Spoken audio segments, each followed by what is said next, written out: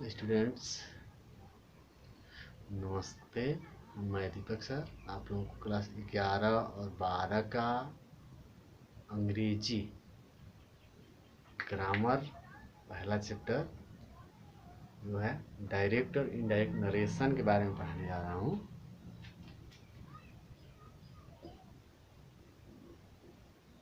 Direct and indirect narration.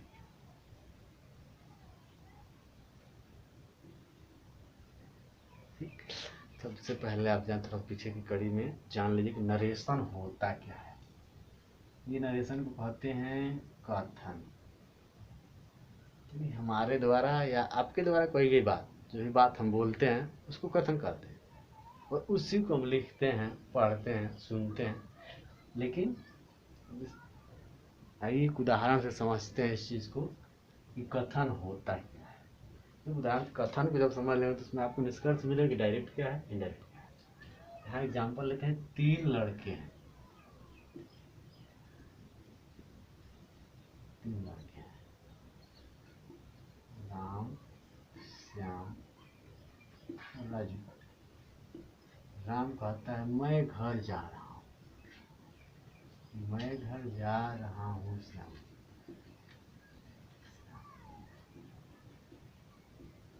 Ram कहता है कि श्याम मैं घर जा रहा हूँ। श्याम बोलता है ठीक। अब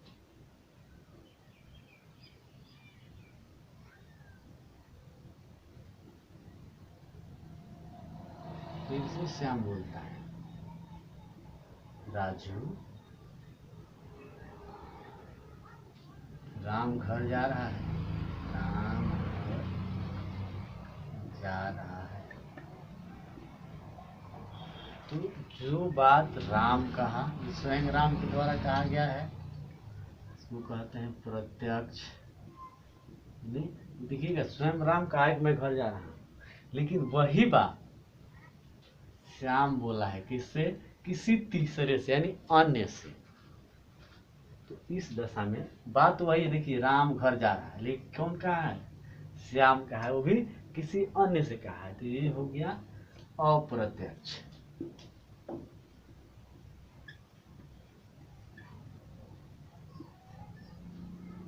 ये हो गया अप्रत्यक्ष बात। तो प्रत्यक्ष को बोलते हैं डायरेक्ट,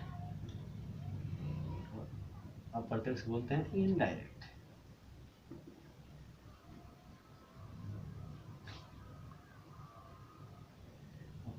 प्रत्यक्ष को बोलते हैं डायरेक्ट और प्रत्यक्ष को बोलते हैं इनडायरेक्ट। यानी जो बात कर्ता स्वयं कहता है, जो बात कर्ता स्वयं कहता है वह होता है डायरेक्ट नरेशन में, वह कथन।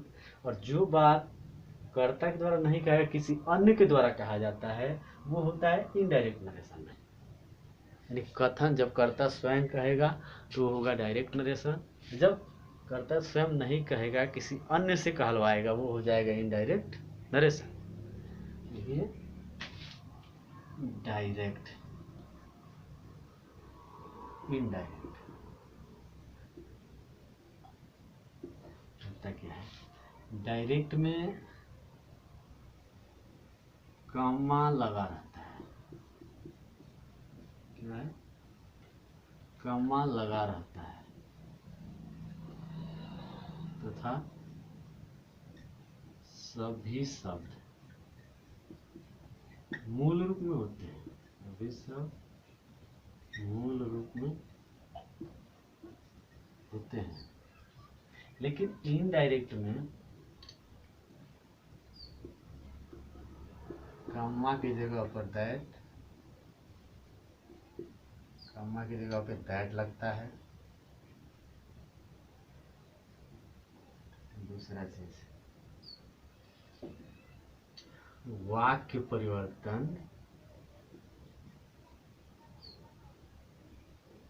टेंस के अनुसार होता है। टेंस के अनुसार वाक्य परिवर्तन टेंस के अनुसार होता है। टेंस पढ़ते हैं तो टेंस के अनुसार परिवर्तन होता है। तीसरा,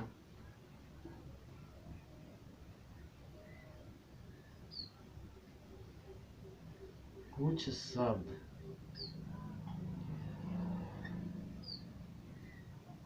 किसी परिस्थिति में नहीं बदले जाते हैं, नहीं बदले जाते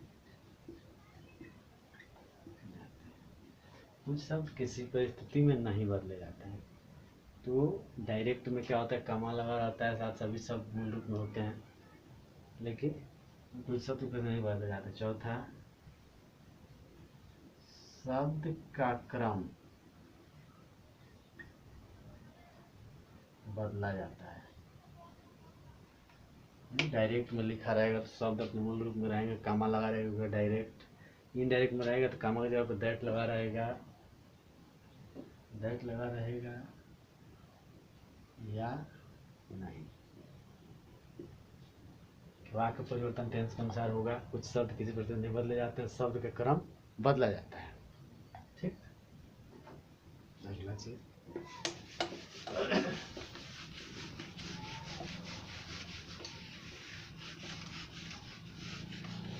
ये आप नीचे देखे हैं। अब हमको डायरेक्ट में कुछ नहीं करना है, डायरेक्ट सिंपल होता है। इसमें दो वाक्य होते हैं, दो वाक्यों में ये देखिए इसका example,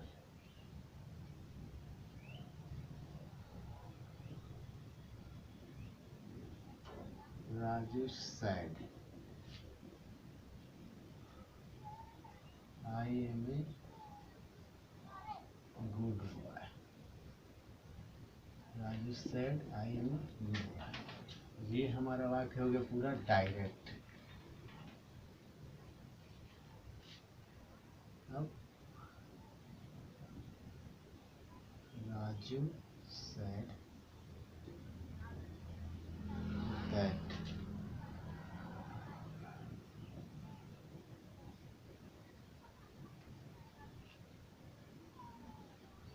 was a good bye. ये है हमारा इनडायरेक्ट। देखिएगा डायरेक्ट में आई अपने मूल रूप में है, एम भी मूल रूप में है, गुड बाय मूल रूप में है, सैड, राजू, कामा लगा हुआ है। लेकिन इनडायरेक्ट में देखिए कामा की जगह पे दैट का प्रयोग हुआ, दैट का प्रयोग हो गया। वाक्य परिवर्तन टेंस के अनुसार, यह प्रेजेंट टेंस क्या है, इसको हम पास्ट टेंस में लाए हैं। कुछ शब्द किसी परिस्थिति में नहीं बदले जाते हैं, इस चीज इसमें नहीं दिया गया है। शब्द का क्रम बदला जाता है। देखिए राजू, यहाँ आई लिखा था, आई की जगह पे या तो ही लिखा गया है, नहीं तो राजू लिखा गया है। तो ये हमारा इनडायरेक्ट नरेशन हुआ। अब देखते हैं इसको बदलने का रूल क्या है, बदलने का नियम क्या है, कैसे बदलते हैं हम इसको।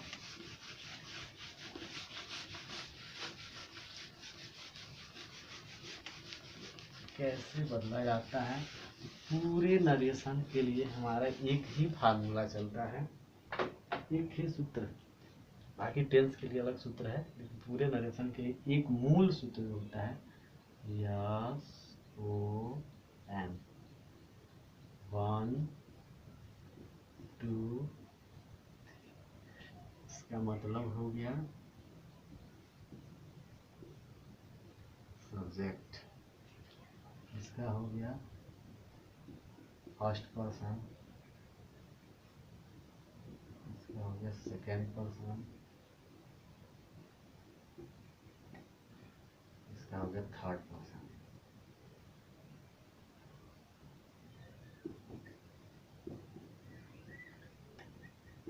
इसका हो गया ऑब्जेक्ट,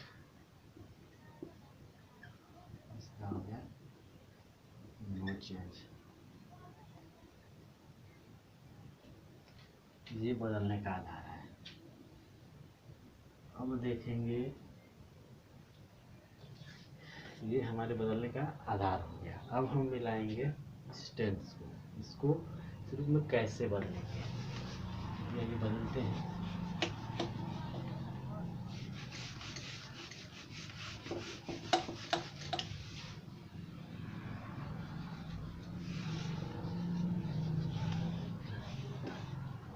चीजें और ध्यान में रखेंगे। अब डायरेक्ट नरेशन में दो वाक्य होता है, पहले को रिपोर्टिंग वर्ब,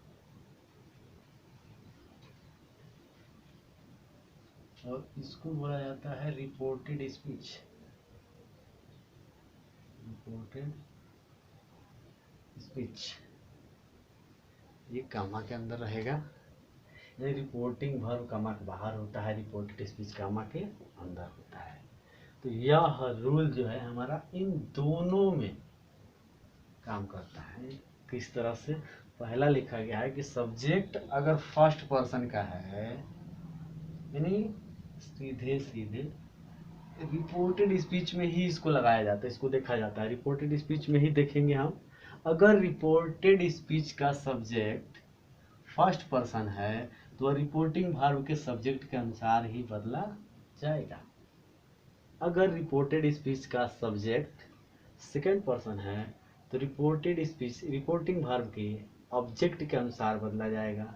अगर थर्ड पर्सन है तो नहीं बदला जाएगा, वो ज्यों के त्यों लिखा जाएगा। अगले उदाहरण से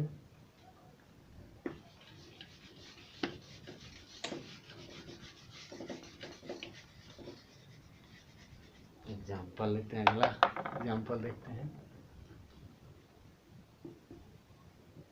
राजन said to me, Rajan said to me, I am danger। को हमको चेंज करना है। सबसे पहले अपना रूल लगाएंगे। हमको पता है कि अगर रिपोर्टेड स्पीच सारा कंडीशन इसी का होता है, अगर यह प्रेजेंट में है तो बदल देंगे किसमें? पास्ट में। अगर यह पास्ट में है तो पास्ट में ही रहेगा, परंतु चेंज हो जाएगा। पास्ट में ही चेंज होगा। प्रेजेंट है तो पास्ट में चेंज होगा, पास्ट है तो पास्ट में चेंज होगा, और फ्यूचर है तो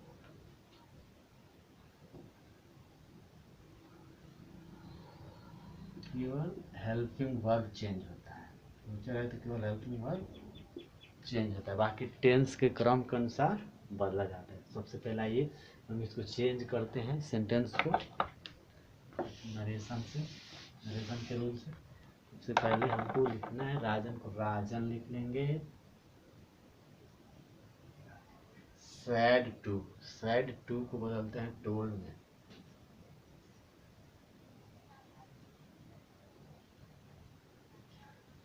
सैड टू को टोल्ड बदलते हैं, इसके लिए हम आगे बताएंगे। पहले समझ लीजिए कि बदलना कैसे है, इसका प्रयोग कैसे हम करते हैं। अब आगे थे to me, Rajan told me. यहाँ देखिएगा आई लिखा है, आई कौन सा है? फर्स्ट पर्सन का है। ये किसके अनुसार बदलेगा? सब्जेक्ट के अनुसार। सब्जेक्ट क्या है? राजन। तो राजन के लिए यहाँ या तो राजन लिख दें तो भी सही, या ही लिखेंगे तो भी सही, राजन। अब हमको क्या करना है? रिपोर्टेड स्पीच को बदलना है टेंस के अनुसार। यह किसमें है? प्रेजेंट में है, इसको किस में बदलेंगे? पास्ट में। तो पास्ट के लिए प्रेजेंट में ही जमा लगता है, तो पास्ट के लिए क्या रहेगा? Rajan was danger. Rajan was danger से हमारा बात बदलेगा। फिर अगला एग्जाम्पल लीजिए एक और।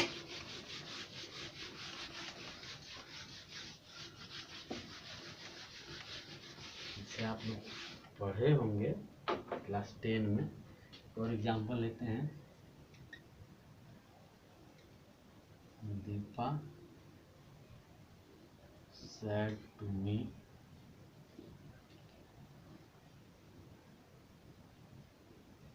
you are drinking। Deepa said to me, you are drinking।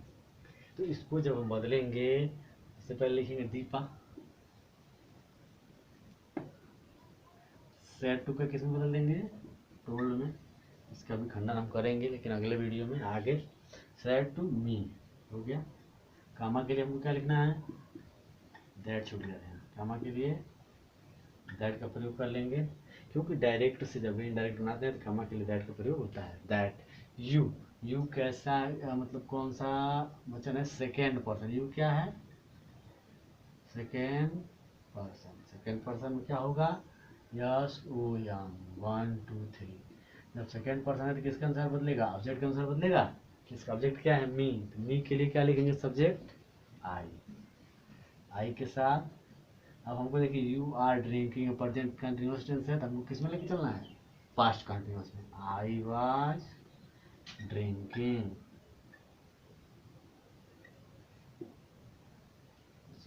Deepa told me that I was drinking.